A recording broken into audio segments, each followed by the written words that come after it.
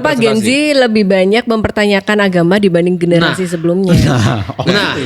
Iya. Gen Z lebih banyak mempertanyakan agama daripada generasi sebelumnya.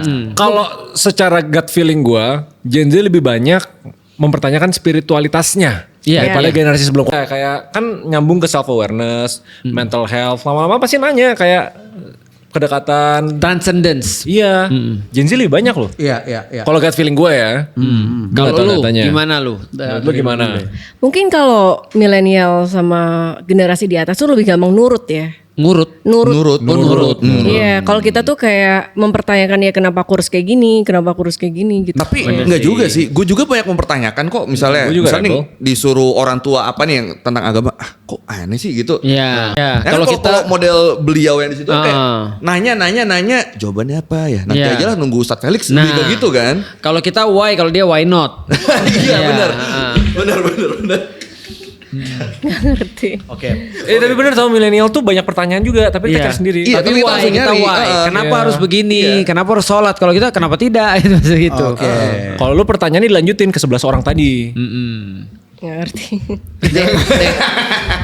Ini saya mencoba untuk ini lagi nih. Sebenarnya kalau untuk agama, kalau untuk mempertanyakan atau tidak itu kan urusannya kan udah di mungkin pikiran dan iman masing-masing. Iya, benar. Tapi kalau dari melakukan atau tidak, sebenarnya Gen Z ini nggak bisa kita anggap remeh juga gitu. Contoh kayak di bulan puasa itu Gen Z mokel tuh dalam arti maksudnya batal puasa tuh jarang tuh dibanding milenial. Bukan.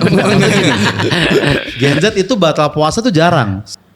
Oh bukan bang, kita terbiasa intermittent. Kayak gue sampai umur belasan tuh gue sama sekali gak ada pertanyaan soal agama. Tapi masa pas sosial media, pas informasi mulai banyak, kalau orang punya masalah tuh semua dipublikin. Gue ngerasa itu yang bikin orang banyak nanya tentang agama. Gue sebagai milenial muda nih perbatasan, gue ngerasain dari yang nggak penasaran sama agama sampai jadi penasaran tuh gara-gara pas mulai era informasi ini.